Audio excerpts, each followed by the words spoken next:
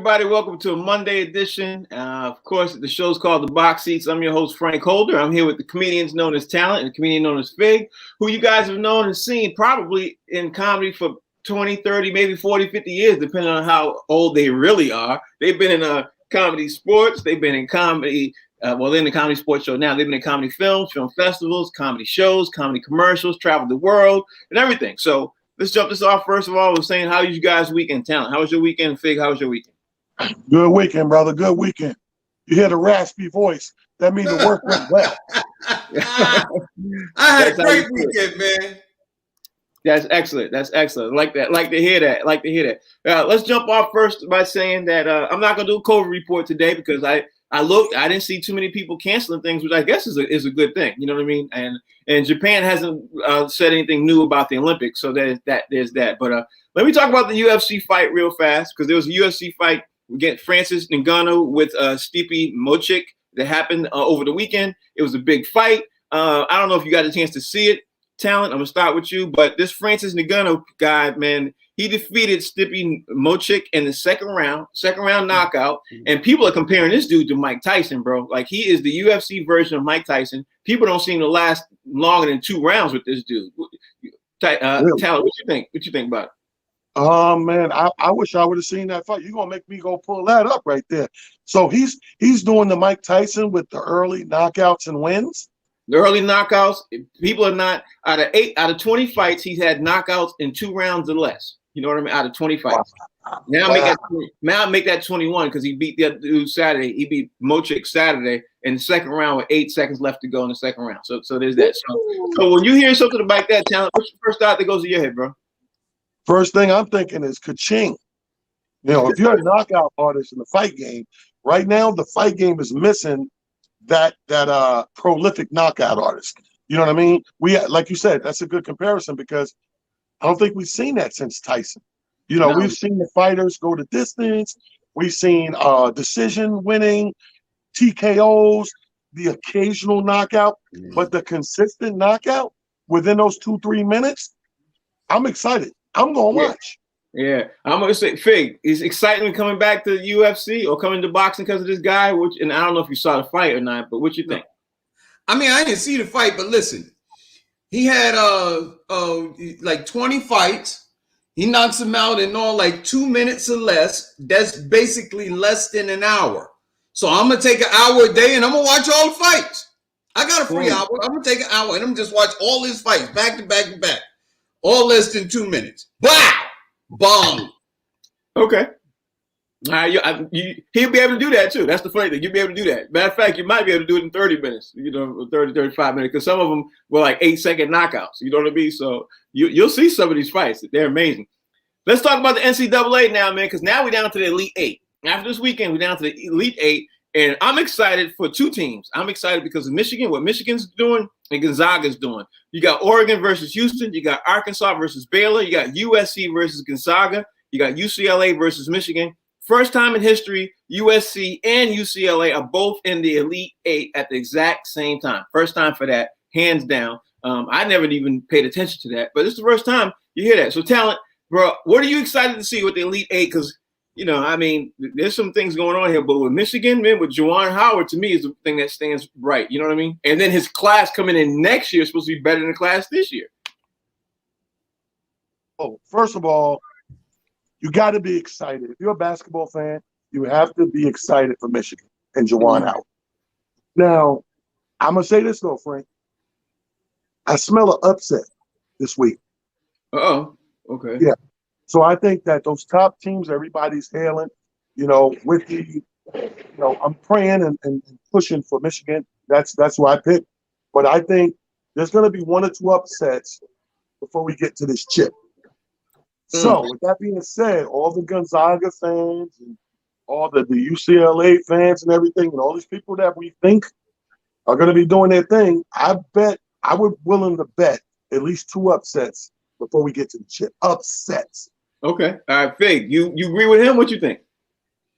Man, it's possible, man, because when you get to the Elite 8, by that time you figure like all these teams are really good. You know what I mean? So that's why they call it March Madness, because the madness could happen at any given time on any given day. You know what I mean? I'm really excited for Michigan because of the Juwan Howard, affiliation with the team and stuff like that. So this is just like his second year. I'm excited about that. But I was watching some stuff about the Elite Eight, and don't sleep on Baylor because these cats is balling out, man. Right. Baylor's balling out too. So I think this is an exciting time. You know what I mean?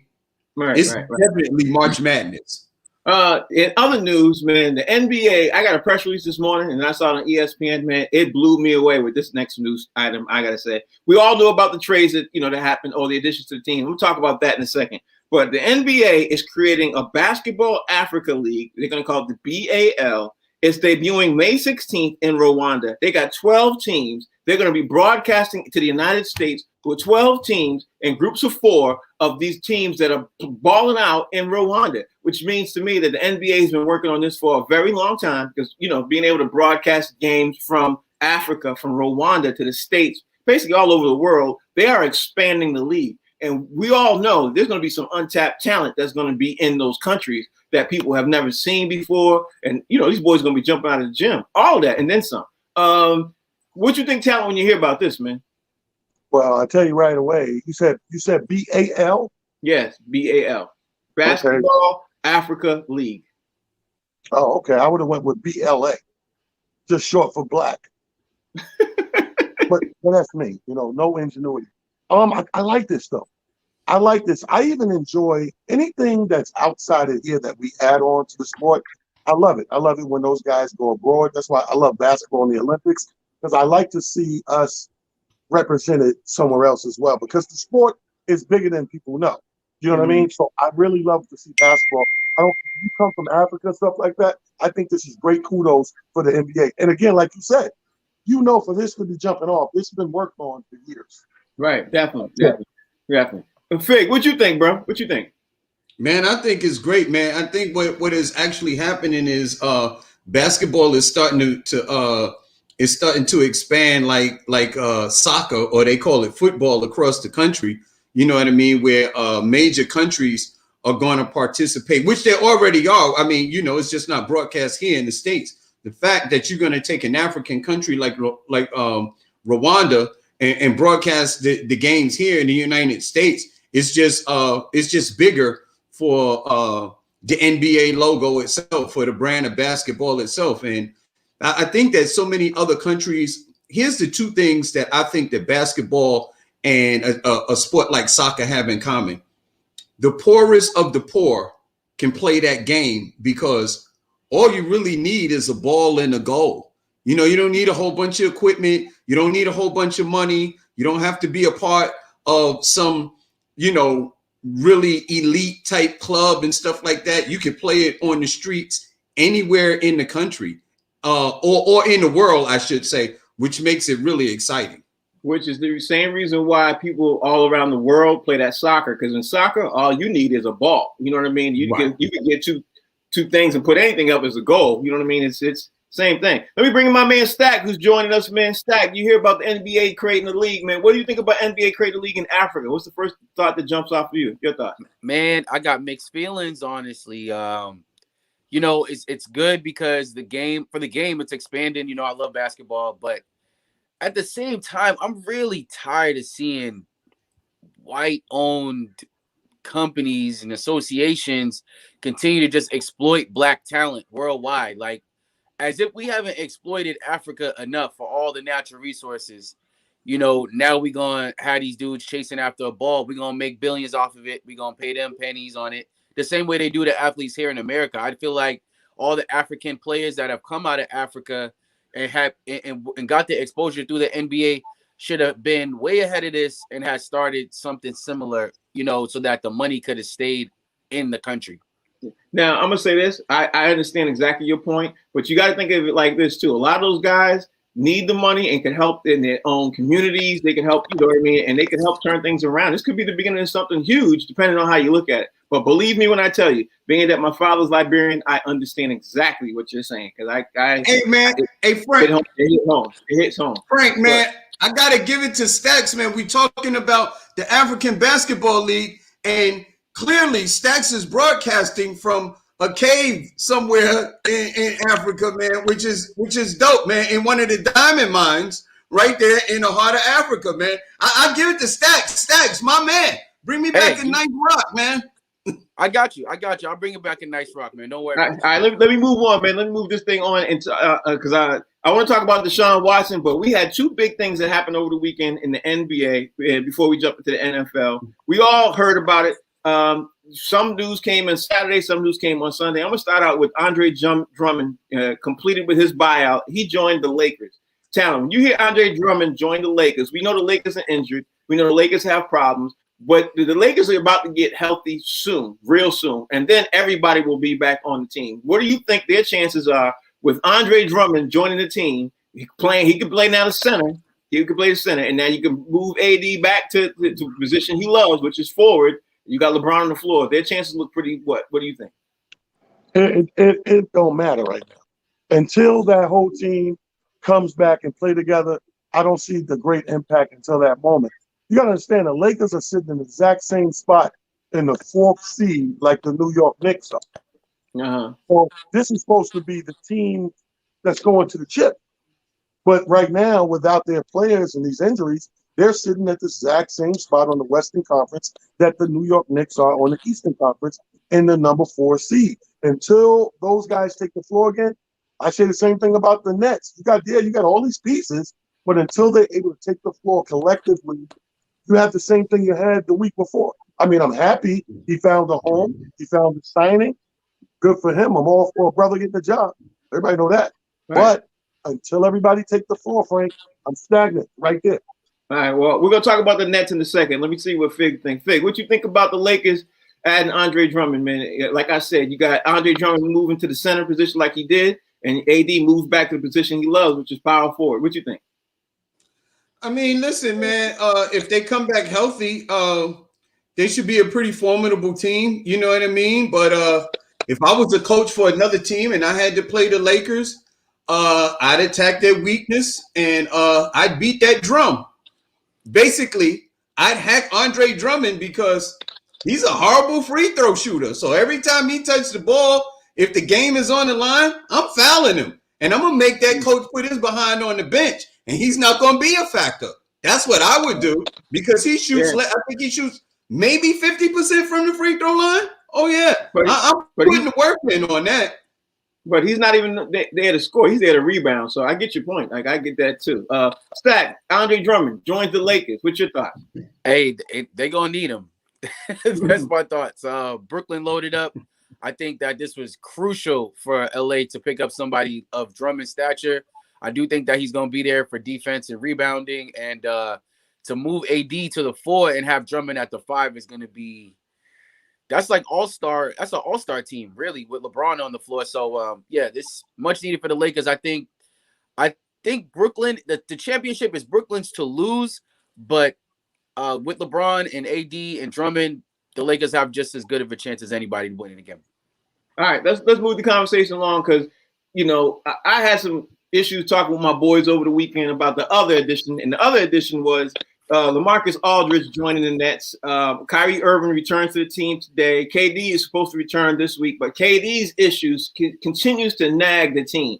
I'm thinking that there's a lot more issues going on with Brooklyn that we're finding out. We're going to find out later on. But on paper, right now, they look pretty good because Lamarcus Aldridge ain't got to be all that. He doesn't have to do so much. You know what I mean? All of them coming together. If they get it together, like Stack just said, talent, it is theirs to lose. But what you think about the addition right now of Lamarcus Aldridge joining that? What you think, talent? Well, you're looking at we're apples and oranges because we're talking about what it looked like on paper as opposed to putting it to work. We've seen this before in Portland.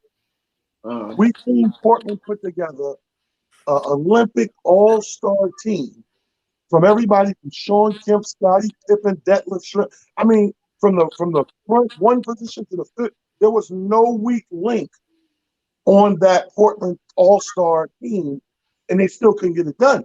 Because in basketball, you can have the best of the best, and they still can't play together. Mhm. You must have some sort of cohesiveness or camaraderie where you guys are pinging off each other. Those are the best teams. If you go back and look at the top teams that won the last championship, the reason why Golden State was heralded as a dynasty in the first place is how good they played together. What Mhm. we saying, oh, look at the defense. Look how they work the ball. 3-4 passes before the shot. Look how, Steph know where everybody is. Look how Clay slashed to the basket. Look at Draymond with the outlets. They played so well together. It wasn't just that they were good players, because if you think about it, before they started winning like that, other than Steph, a lot of us was like, who's this guy? I can still remember when I was like, who's Draymond? Yeah, I remember that too. I remember that too. I remember that too. So let me ask you, Fig. You hear about the addition now of Lamarcus Aldridge joining the Nets. You hear about Andre Drummond joining the Lakers. What's your thoughts on what we were just discussing about the Nets right now on paper? Because on paper they look really, really nice. At the end of the day, I've been talking about this just like you, Frank. Over the weekend, social media and stuff like that. The truth of the matter is, I think the Lakers Brooklyn Nets before they got Harden was actually a better, well-rounded team of no names. You ain't had no names to speak of. Like all of the guys that they had to get rid of in order to acquire James Harden, I think they had a really good team, because you think even before they got Kyrie Irving and Kevin Durant, they were a playoff caliber team with the guys that they had. So you add KD, you add Kyrie Irving, and now you just enhance the quality of your team. Now you get rid of a couple players, you add Harden, and these other guys basically are just role players. Like DeAndre Jordan, he's at the end of his career. Lamarcus Aldridge, he's at the end of his career. Blake Griffin, he's at the end of his career. Those three guys are basically role players. If we're going to talk about anybody, we need to talk about James Harden, Kyrie Irving, and possibly Kevin Durant if he comes back, and Joe Harris, which is a great spot-up shooter. And that's the core of your next team. Those other guys, pretty much, although their name and reputation follows them, they're just others right now. Yeah, that's very well said. What you think, Stack? When you hear this? Okay, maybe Aldridge. I'll give you that one. And DeAndre Jordan, but Blake Griffin can still play. So that was a huge addition. I feel like, as much as people have been trying to say that he can't play and that he's at the end of his career, and they've been talking a lot of smack about Blake the last couple of years while he was stuck in Detroit. Now he's on Brooklyn. He's motivated to play. He's healthy. I think Blake is going to be the one that turns out to be a problem. And I believe KD will come back. Aldridge, though, whatever, honestly. Oh, okay. Well, I'm going to throw this question out there since we talk about these dudes, and I'm going to start with all you all, because I had an argument with my boys over the weekend.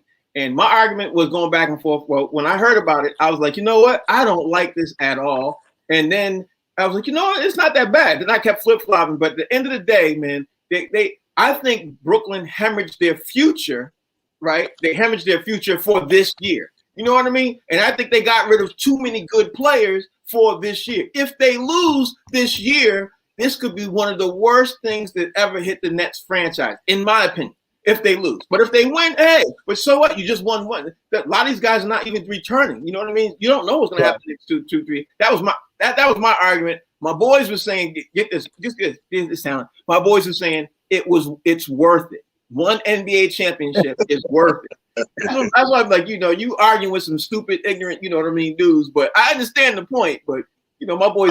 I think to some people that's how they really see it, because if you have a franchise that people have been waiting to get that chip and they haven't get that chip, the longer it goes on, the more desperate you get that you're willing to sacrifice a good team that's going to hang around for 6-7 years for that 1 year of championship.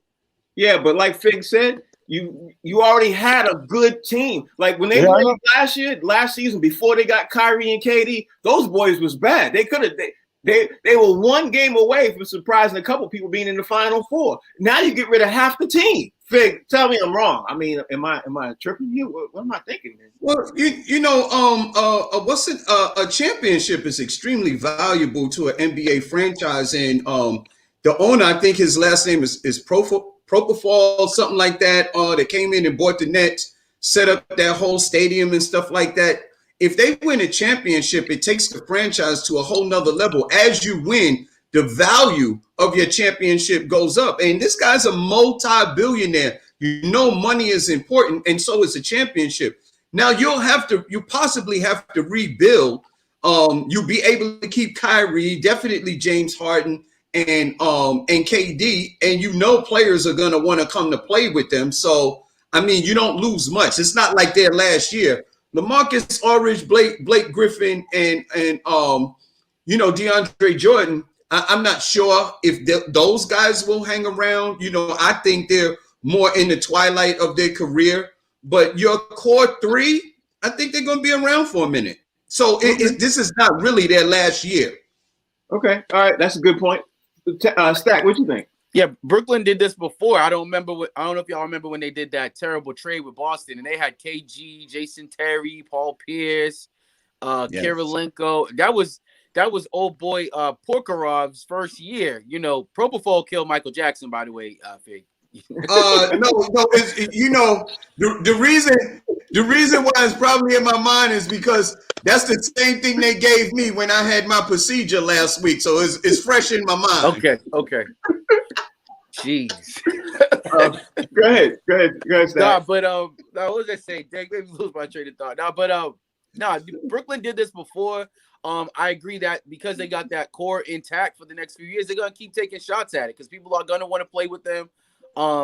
I think that this is better than what they did last time. They bargained their future, giving away, 4 or 5 years worth of first round picks, but they didn't have to do that this time. They're picking dudes up on bargain deals, and they got their big stars already locked in, and they're in their prime. So I think Brooklyn's doing it right this time. They're gonna get a few shots at this. First of all, Stacks is a bad man. He just gave stats on pop music. You're a bad man. First of all. Let me ask you all this, what you all think about this too, because over the weekend, while everybody was talking about the Lakers and the Nets, Denver quietly came in and made some noise because they got, of course, Aaron Gordon. Aaron Gordon came in there and he did some work. And I watched a lot of highlights of that game, and I tried to watch the replay of the game too. Talent. Aaron Gordon was a perfect fit for the Denver Nuggets. He is a perfect fit for the. So while everybody's talking about the Lakers, and everybody's talking about Utah, they might not even make it to the finals because they got to go through Denver. You know what I mean? Denver literally could be that last piece addition that they needed to get over the hump of the Lakers. You know what I mean? You never know. You never know.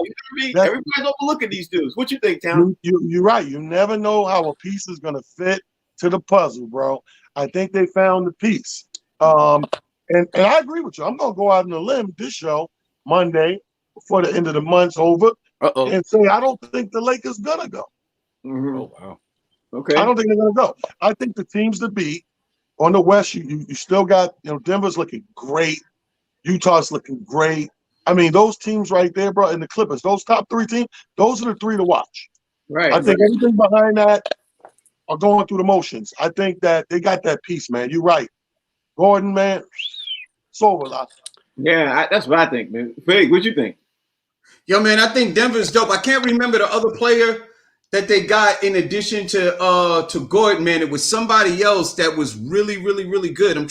I've been racking my brain. Maybe Stacks with the facts can help me out on that one too, man. Find out who else Denver got, man. But I do not think Denver is one to play with. I like Denver. Portland is getting healthy, and they're coming back with their full squad, and they're going to be dangerous. You got to look out for Utah. The Lakers, it's not a given to me, man, that the Lakers are going to make it to the dance, especially when their two top players have foot injuries. Yeah, you can't go in basketball without your wheels. And these are big men. They're not like little point guards. LeBron James is a big man. Anthony Davis is a big man. You got problems with your wheels? You know what, too? You know what, too, Vic? To add on what you said, everybody's overlooking the fact that Rajon Rondo's not on that team.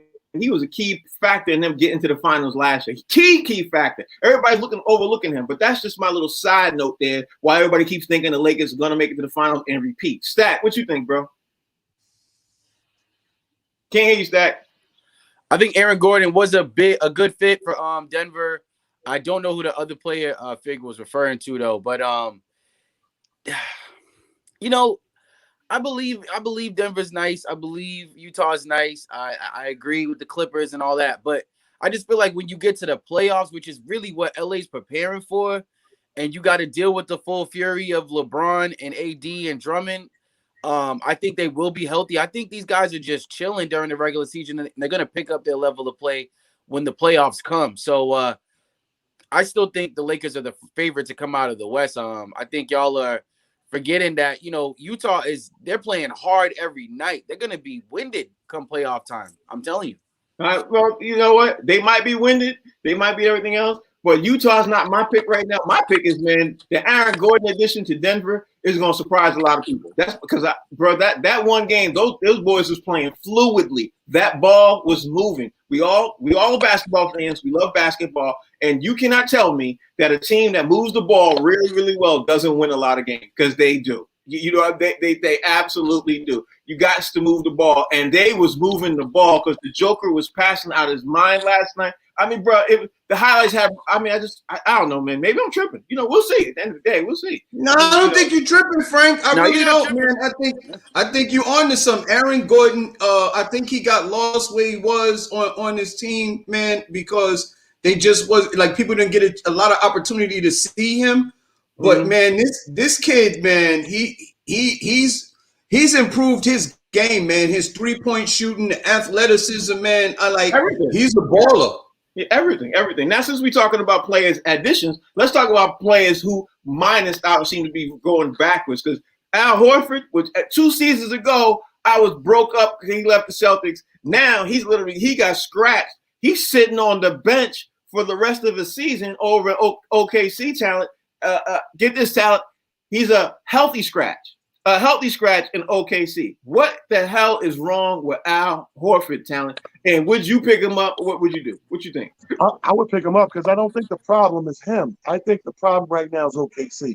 I think OKC has a major identity crisis going on in personnel.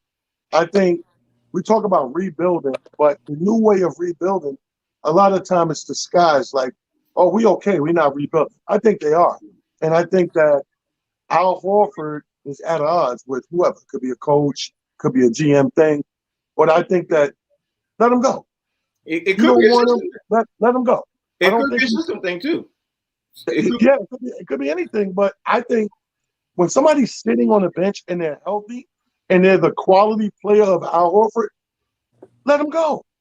Well, you know what it could be, talent? It could be his contract, because his contract is ridiculous. I'll say this right now. And I'll throw it to you, talent. If he gets cut, which I don't even know if they could legally do that. If he gets cut and he gets picked up like a team by the Knicks, let's say the Knicks, because the Knicks, their center just got hurt over the weekend. Now the Knicks become a problem. You know what I mean? It really depends legally what they could do. But Al Horford being a healthy scratch, Fig, what you think about that? It surprised me, man, that you would get rid of a player like Al Horford. I mean, he's an undersized center. Because he's not really like 7 foot. I mean, like I think he's undersized as a center. But I'm all for the veterans, man. You know what I mean? Because I believe that a veteran player adds a lot to the team on and off the court, especially in the locker room. And he knows the game of basketball, you know, from a mindset point of view. And, you know, he is not a player that is limited in what he can do on the court. Because he can get rebounds, he can block shots, he can score in the paint, but he can also knock down 3-pointers. So I think he's going to be valuable if somebody picks him up, man. Whatever team picks up an Al Horford is going to have a valuable piece on their team. Now, Stack, I know you know about Al Horford intimately because at the end of the day, you've seen him play a lot with the Celtics. Intimately? You've seen him play a lot with the Celtics. What do you think about this him sitting on the sideline? What do you think about that? Congratulations, Al Horford. You played yourself, brother. You took that $100 million. You took that $100 million from Philly just to get knocked out of the playoffs by Boston, right? Right. now you bouncing around from team to team. Now you're riding the bench. When realistically, if you stayed in Boston, you probably would have went to the finals that year. We could have really used Al in the bubble, especially when everybody was playing Hayward, Kemba, Jalen, Jason, etc. And now I just feel like it's just karma. I mean, I would still like to have him on the C's right now. I think he'd still be a good fit, but I just feel like he played himself. He's got that big contract. He's making all this money, but he's definitely not happy. And that's not really a situation you want to be in at the end of your career. You know, the thing is with Al Horford, I think he's making continuously bad decisions because the contract he took to go to Philly, it was basically about more money. You know, Yeah. it was basically about more money. So I'm like, this dude's taking money. And now he's going to be one of those. And now, hold on. It wasn't a lot more money. It's like maybe $10 more million. But at the end of the day, he's going to be sitting on the bench and he's going to be literally finding his way out of the league because his contract is too big. You know what I mean? Like he's about to get cut. Fig, they delusional. I'm saying, yo, you know what that is? That's that Boston stuff. They mad because Al Horford left. What? You mean $10 million is not enough money to make you leave somewhere? I tell you what, give me $10 million, and I'm gonna do this show again. Give me $10 million to leave. He done signed a couple of $100 million contracts anyway, though. Boston had just gave him like 140 or something like that. I'm not. You gotta let them finish. Yo, hold on. Are y'all two gonna sit here and not acknowledge that y'all in your feelings right now? I'm out of here. Yo, I wish I could entertain this. I gotta run right now. Thanks for joining the show, Stack. Appreciate it. I ain't in my feelings though. Horford played himself. Yeah, he did. He did. $10 million. Hey, listen, I know a lot of people that play themselves for a cool $10 million. I'm gonna tell you that right now. You guys are in your feelings about this situation.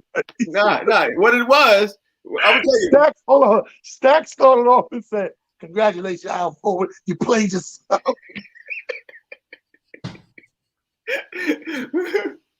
What it was is that he left over $10 million when he already had made $170 million. And he had made another $150 million, and he made another 20. Like he was on his third contract for $100+ million. So the $10 million. Listen, let's be honest. Once you hit $50 million, $60 million, it don't matter what you make because you bought everything you want to buy anyway. It don't matter. So to me, it don't matter. It doesn't. Frank, it doesn't really and let matter. me tell you something. It's not really, a lot of times it's not really about the money. It's about the principle. Just think about this. All that Al Horford gave to the Boston franchise, and Danny Ainge decided that he was going to cut him, by $10 million where that you could go to another team and make that amount of money. Now, I'm going to go back now. Danny Ainge don't like to spend no money because, let me just tell you this.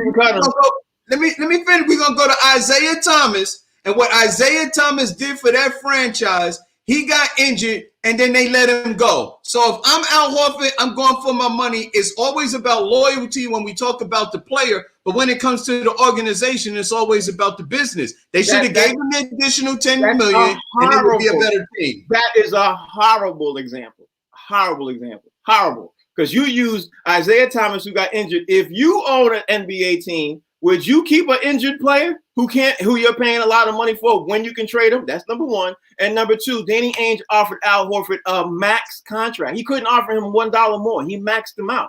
Max contract. And Al Horford, Philly offered him a max contract.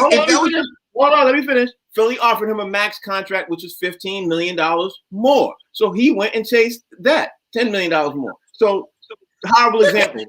I thought your current team could always offer you more than an outside team, and that's the whole point of being able to be on to stay with your team. The team that you want to always offer you more money.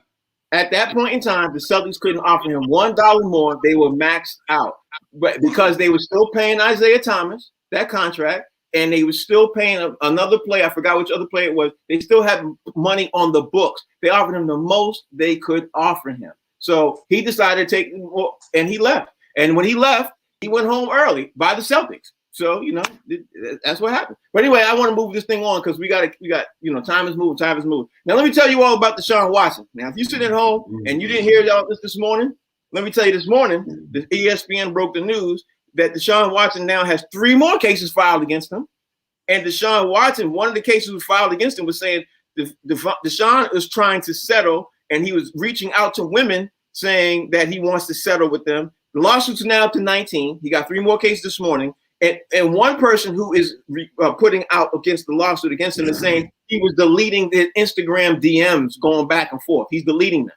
So he supposedly, according to their side, supposedly wants to end all this and everything else. Now, it's all this news is coming from the accusers' camps.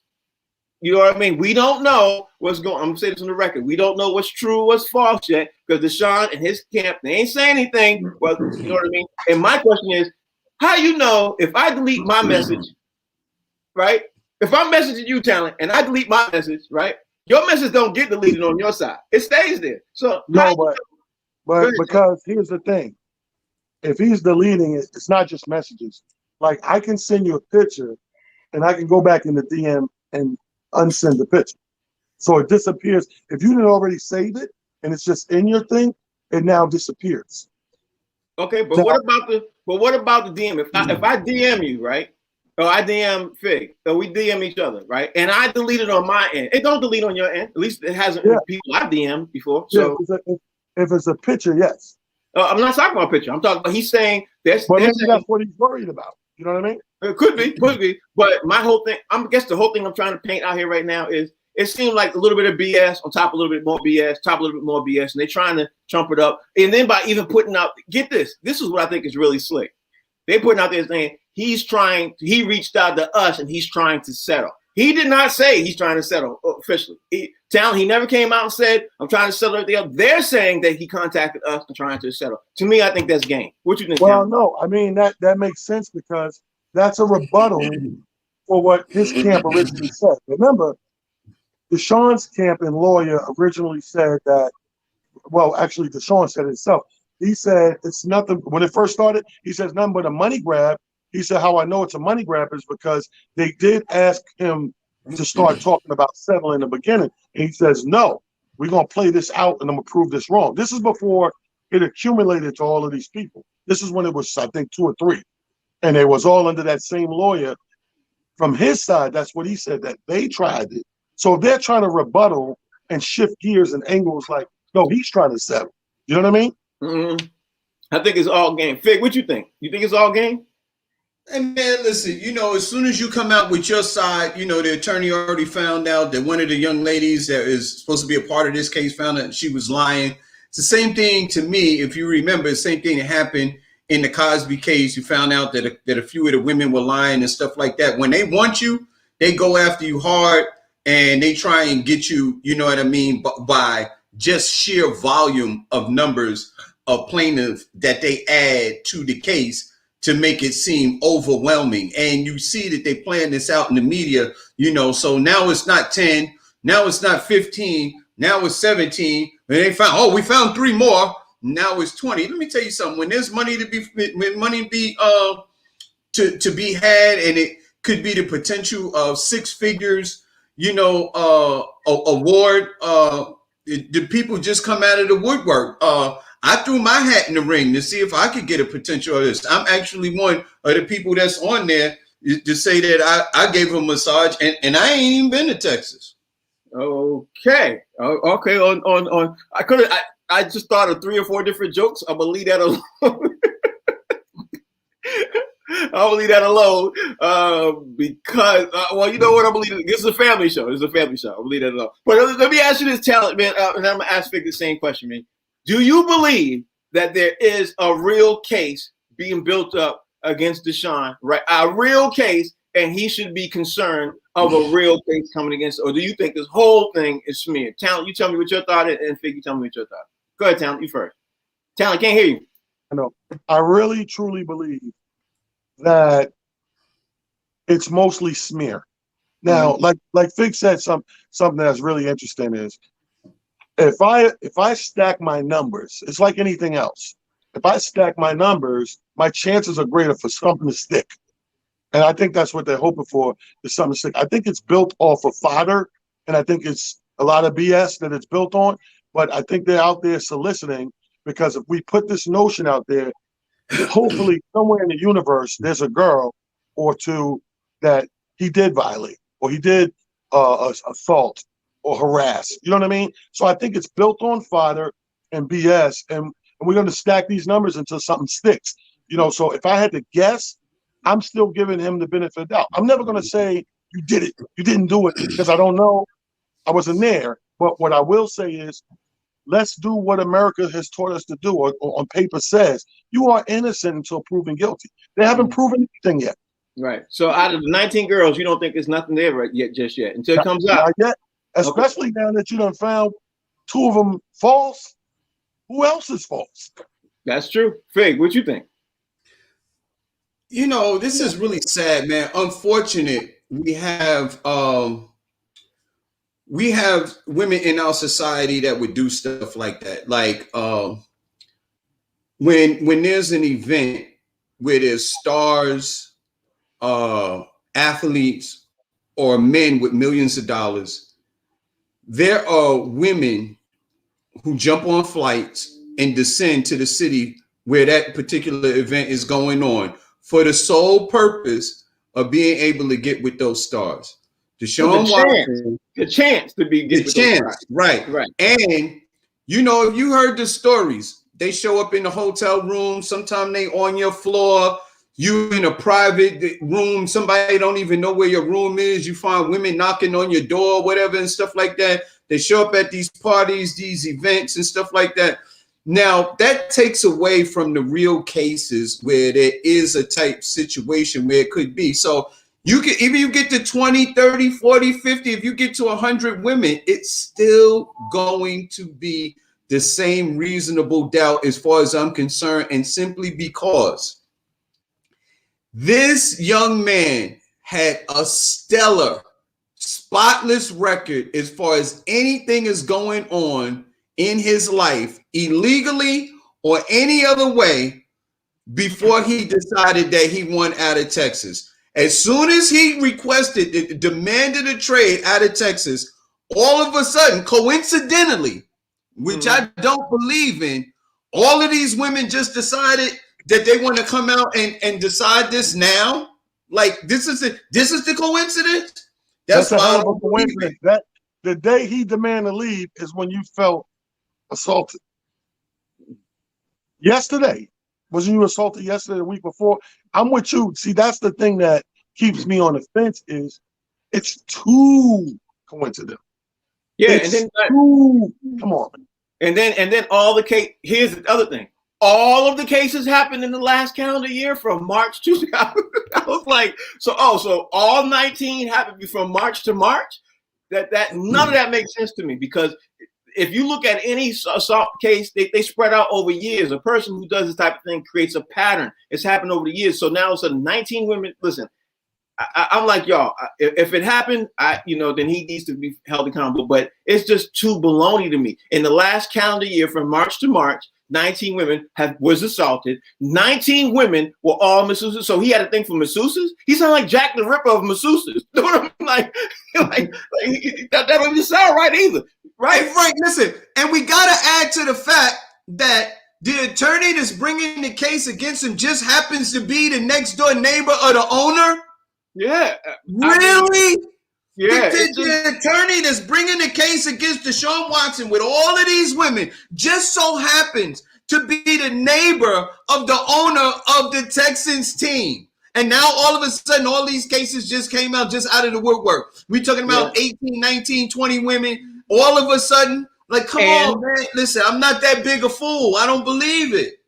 And the key thing is what you said 5 seconds ago was the first case came out the eve of free agency when they were trying to lose the power, do a power shift because they were trying to hurt his value because he was in the catbird seat. Now he's not, but he might be again if he's able to settle the stuff off again before the draft, which I think a lot is going to be settled before the draft. If he can if this can be figured out before the draft, and he goes back and shifts it, that's why I'm asking you out. Like, do you think that there's any possibility he really could be trying to reach out to them to say, okay, let me settle this? You know what I mean? Like, it's great. Like my aunt Debbie used to say, you really think I'm Boo Boo the fool?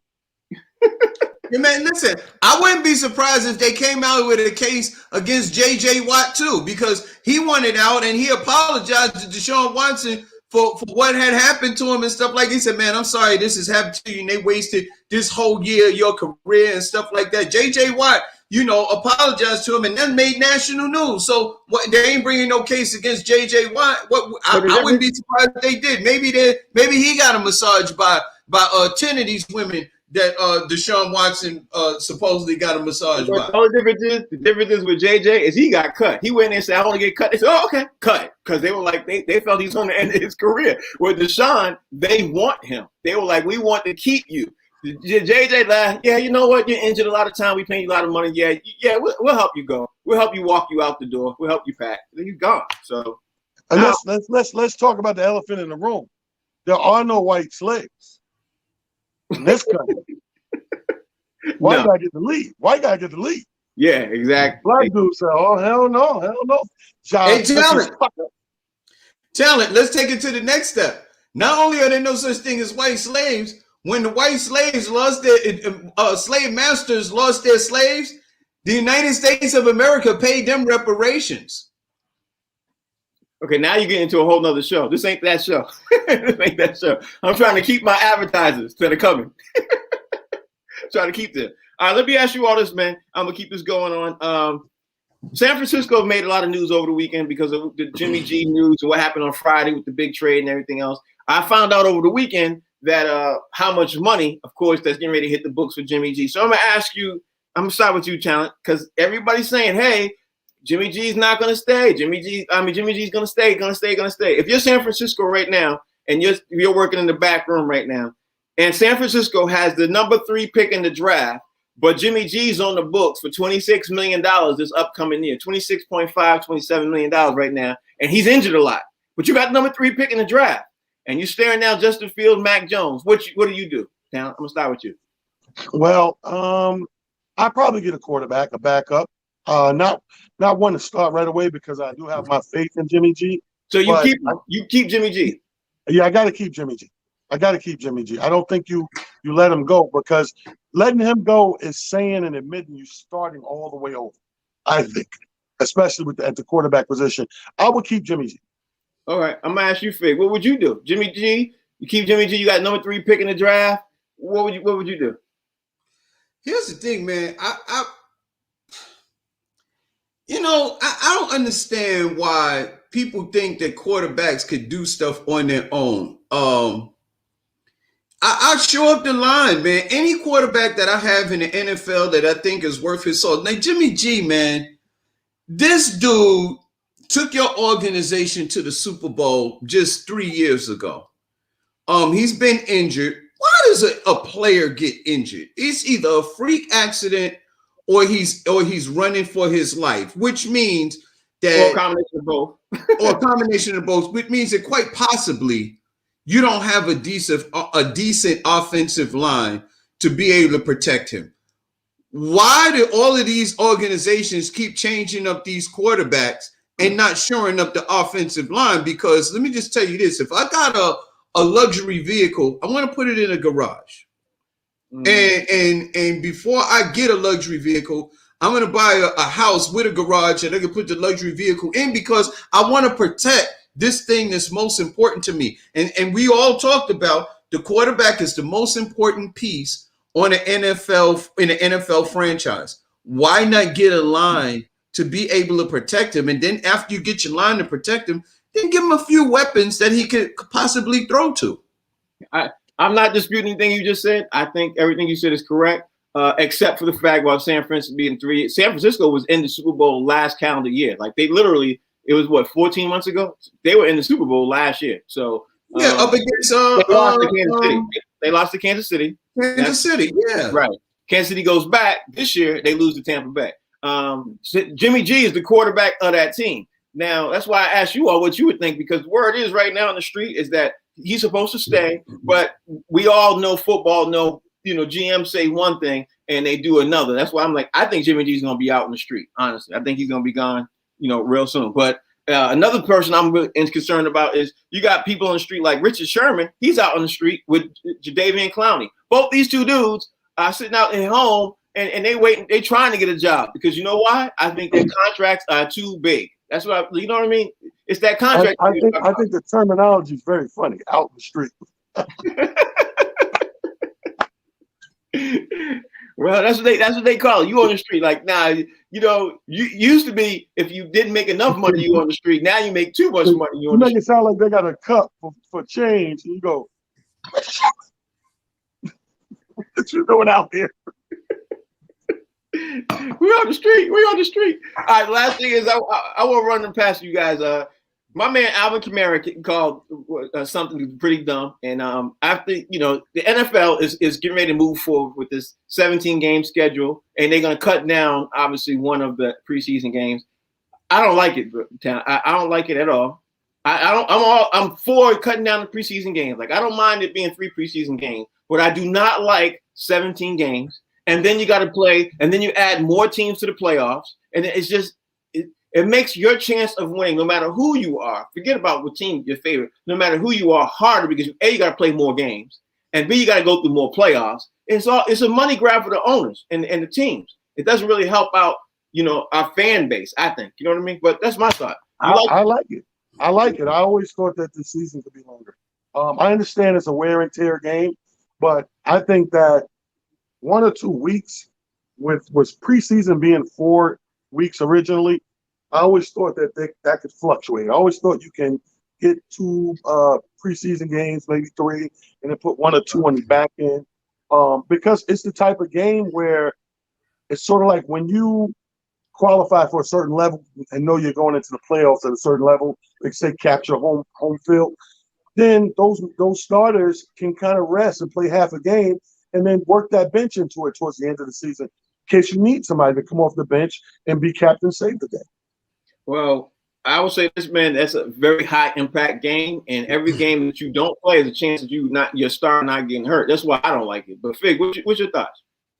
Yeah, man, listen, here's the thing. When it comes down to the collective bargaining agreement, you would think that these NFL players would sit down and give themselves a little more power when it comes down to the decision making, as to what is going to happen with the league. And the reason that I don't think the NFL players have that much power is because they're not enough veterans. It's like you get a handful of players that get to be veterans, and then the rest of the league is a bunch of maybe 3 to 5 years. And those players, basically, they just want to make their money for that 3 to 5 years and get out. So you don't have enough players on the veteran side to be able to fight against the NFL owners to make a decent type decision for the future of your team. And you're always going to end up losing because the NFL is a revolving door. The players in and out, in and out, in and out. And only a handful of players get to play a long time. I mean, I understand what you're saying. It makes some sense, but I got to just say, I just got to give you some kickback on one thing. The NFL players who move on, they still stay in contact with the younger players. So they could literally talk to, the younger players look up to the older guys. And I still think they communicate a lot more than they ever did before. You know what I mean? And then on top of that, the NFL owners now are kicking back. They added more games. They want more games because the TV contract that starts next year is billions upon billions of dollars. And they want their hand in that to make more money, the advertising and all. You know what I mean? The players but my thing is this too. Let's take into consideration the game has gotten a little younger and a lot more fitter. Like these players are more shape and much fitter players than what we grew up on.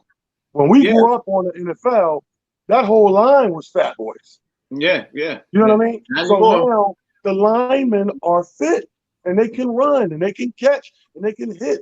So to me, even though it's still a bang sport, I think they can handle one game or 2.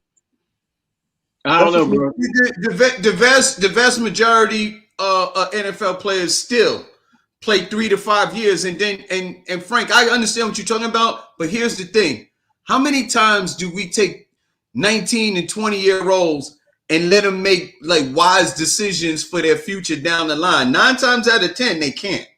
No, they can't. That's why it doesn't work. That's why they get attorneys and they get agents and all this stuff. Even then, they're listening to those guys. And those guys not necessarily giving them the best advice either because they're making money off these dudes. You know what I mean? But anyway, we gotta get ready to wrap up the show. Talent, it seems like you're traveling. You're traveling talent. Tell everybody where you at tonight or what's going on and how they can follow you. Hey, man, I'm on my way home. It's Motivation Monday, 6 o'clock, WEMSradio.com, WEMSradio.com. I'm doing that tonight, tomorrow, Newark, New Jersey. We got LOL Tuesdays going down at Taj on Edison Place, 7 o'clock, man. Come see your boy at It's Just Comedy on Twitter. Yeah, you traveling, Fig. Talk to me. Yo, man, if you can get in my living room, that's where I'm going to be right here tonight. You guarantee I'm going to be here tonight. I'm going to be in my house doing exactly what I do on a regular basis. I'm staying safe. But if you want to follow me Monday through Friday, damn, I'm right here on the box seats 1 to 2 p.m. This is the best damn sports show on TV. Ask your mama. All right, y'all. Y'all heard about the name of the show. The channel is on. It's called The Humor Mill. We'll be back tomorrow. We got to talk a little bit more about baseball because baseball opening day is Wednesday for a lot of teams, man. We're going to have to start talking about some baseball, and we're going to start talking about what we see, and we're going to try our best to see what we can do about baseball. You know, talk about baseball, but not too much because we all agree we don't like baseball, but we got to talk about baseball. All right, y'all. That's the show. We'll be back tomorrow, 1 o'clock. Same show, same channel, same everything. But thank y'all for watching. We'll see y'all then. Take care.